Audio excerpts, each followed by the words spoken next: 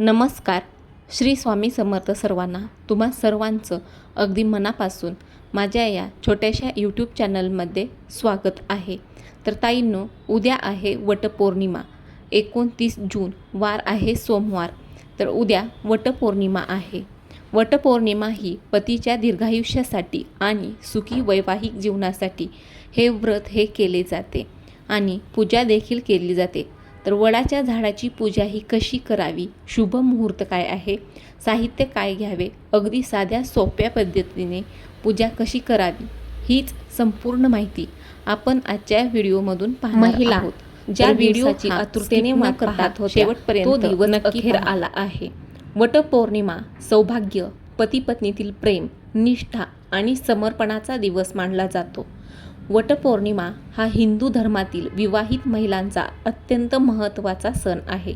या दिवशी प्रत्येक महिला ह्या आपल्या पतीच्या दीर्घायुष्य, उत्तम आरोग्य आणि सुखी वैवाहिक जीवनासाठी वडाच्या झाडाची पूजा करून व्रत करतात. या दिवशी शुभ मुहूर्तावर वडाच्या झाडाची पूजा केली जाते. मात्र यापैकी 2 तास असे आहेत की ज्या वेळेत महिलांना वटपूजा ही टाळली पाहिजे. वटपौर्णिमा वडाची झाडाची पूजा करण्यासाठी योग्य तो शुभ मुहूर्त काय आहे? तर पूजेचा सर्वोत्तम मुहूर्त हा वैदिक पंचांगानुसार यंदा 29 जून रोजी सकाळी 6:30 ते दुपारी 12:30 या वेळेत पूजेचा शुभ मुहूर्त हा आहे. पौर्णिमा तिथी ही प्रारंभ होणार आहे 29 जून 2026 रोजी पहाटे 3:07 आणि पौर्णिमा तिथी ही समाप्त होणार आहे 30 जून 2026 रोजी पहाटे 5:27 तर पूजेचा सर्वोत्तम मुहूर्त हा 29 जून रोजी सकाळी 6:30 ते दुपारी 12:30 या वेळेत पूजा केव्हाही करू शकता.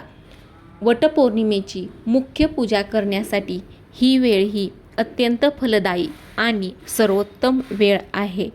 या 6 तासांच्या शुभ मुहूर्तावर महिला आपली पूजा ही पूर्ण करू शकतात. या वेळेत पूजा करणं हे टाळायचं आहे.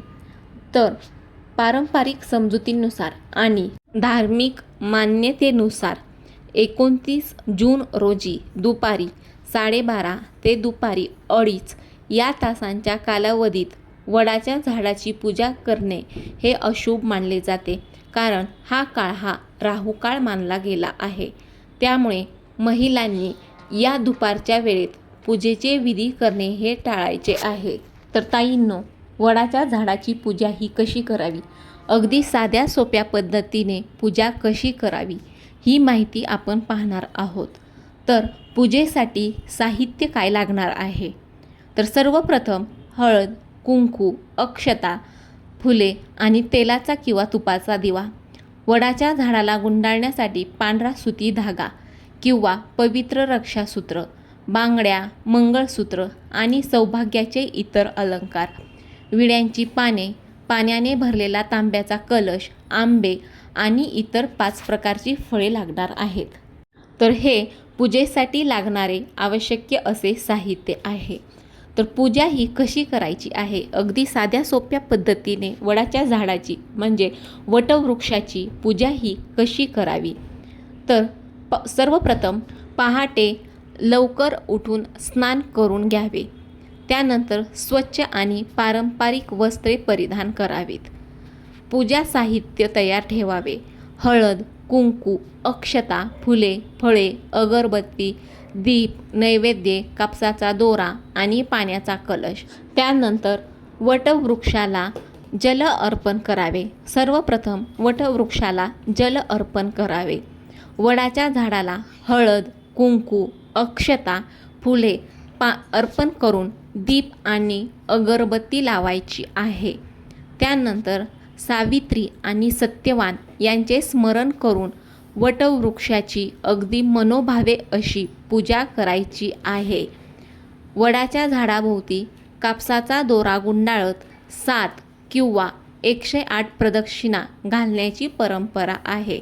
प्रदक्षिणा पूर्ण झाल्यानंतर पतीच्या दीर्घायुष्य, उत्तम आरोग्य, सुखी संसार आणि कुटुंबाच्या समृद्धीसाठी प्रार्थनाही करायची आहे. पूजा पूर्ण झाल्यानंतर व्रतकथा ऐकावी किंवा वाचावी. आरती करून नैवेद्य अर्पण करायचा आहे. त्यानंतर वडाच्या झाडाला उपस्थित सुवासिनींना नमस्कार करून त्यांचे आशीर्वाद घ्यावेत. त्यानंतर प्रसाद वाटून व्रताची सांगताही करायची आहे. वटपौर्णिमा हा सुवासिनी महिलांसाठी अत्यंत महत्त्वाचा सण आहे. आपल्या पतीच्या दीर्घायुष्यासाठी आणि सुखी संसारासाठी हे व्रत केले जाते. वटपौर्णिमेची पूजा तुम्ही घरी किंवा बाहेर जाऊन दोन्ही पद्धतीने करू शकता. तर या दोन्ही पद्धतींची पूजा ही कशी करायची याची माहिती आपण पाहूया. बाहेर वटवृक्षाजवळ जाऊन पूजा करण्याची योग्य पद्धत कोणती? जर तुमच्या घराच्या जवळ वडाचे झाड असेल तर तिथे जाऊन पूजा करणे हे उत्तम. स्वच्छता. वडाच्या झाडाजवळ जाऊन तिथली जागा स्वच्छ करायची आहे. झाडाच्या मुळाशी थोडे पाणी शिंपडावे. मनात आपल्या पतीच्या दीर्घायुष्याचा संकल्प करा. त्यानंतर वडाच्या खोडाला हळद कुंकू लावावे. अक्षता आणि फुले वाहावीत. धूप दीप लावा आणि वडाची आरती करा. त्यानंतर वडाच्या मुळाशी 5 भिजवलेले चणे, आंबा आणि इतर फळे ठेवून मनोभावे प्रार्थना करायची आहे. त्यानंतर प्रदक्षिणा आणि सूत गुंडाळणे हा या पूजेचा मुख्य भाग आहे. हातात सुती दोरा घेऊन वडाच्या झाडाला 5, 7 किंवा 11 वेळा प्रदक्षिणा घालावी. प्रदक्षिणा घालताना तो दोरा वडाच्या खोडाला गुंडाळत जावा. प्रदक्षिणा पूर्ण झाल्यावर दोरा तिथेच बांधून देवाकडे पतीच्या आरोग्यासाठी आणि जन्मोजन्मी हाच पती मिळण्यासाठी प्रार्थना करावी. आणि शेवटी उपस्थित इतर सुवासिनींची ओटी भरावी आणि त्यांचे आशीर्वाद घ्यावेत. घरीच वटपौर्णिमेची पूजा ही कशी करावी? तर काही कारणास्तव जर तुम्हाला बाहेर जाणे शक्य नसेल, उदाहरणार्थ आजारपण, पाऊस किंवा जवळ झाड नसेल, तर तुम्ही घरच्या घरी देखील अत्यंत सोप्या पद्धतीने ही पूजा करू शकता. बाजारामधून वडाची एक छोटी फांदी विकत आणावी. घरात एका पाटावर किंवा चौरंगावर तांबे ठेवून त्यात ही फांदी कलशात ठेवा किंवा पात्रात व्यवस्थित उभी करून ठेवा. त्यानंतर या फांदीला हळद, कुंकू, अक्षता आणि फुले वाहावीत. फांदीभोवती 5 किंवा 7 वेळा सूत किंवा दोरा गुंडाळून प्रदक्षिणा करावी. पूजा झाल्यावर आंबे आणि चण्याचा नैवेद्य दाखवावा. 5 किंवा 7 वेळा तुम्ही प्रदक्षिणा कशी करायची आहे? तर तुम्हाला पाटाभोवती फिरून प्रदक्षिणा ही करायची आहे. त्यानंतर जर वडाची फांदी ही मिळाली नाही तर पाटावर विड्याच्या पानांवर किंवा सुपारीवर वटवृक्षाचे रूप मानून पूजा करावी. काही जण भिंतीवर किंवा पाटावर वडाच्या झाडाचे चित्र काढून त्याची देखील पूजा करतात. तर त्या सुपारीला किंवा चित्राला दोरा गुंडाळून पूजा ही संपन्न करावी. घरच्या पूजेमध्ये वापरलेली वडाची फांदी ही पूजा झाल्यानंतर दुसऱ्या दिवशी नदीत विसर्जित करावी किंवा एखाद्या कुंडीत मातीत सन्मानाने पुरून टाकावी. ती कुठेही कचऱ्यात पडणार नाही याची काळजी घ्यायची आहे. तर अशा साध्या सोप्या पद्धतीने दोन्ही पद्धतीने तुम्ही पूजा ही करू शकता. जर तुम्हाला बाहेर जायला जमत नसेल तर तुम्ही घरच्या घरी देखील वडाच्या झाडाची अगदी साध्या सोप्या पद्धतीने विधिवत अशी पूजा ही करू शकता. जर व्हिडिओमधील माहिती तुम्हाला माहितीपूर्ण वाटली असेल तर व्हिडिओला नक्की लाईक करा, शेअर करा आणि माझ्या चॅनलला सबस्क्राईब देखील करा. श्री स्वामी समर्थ.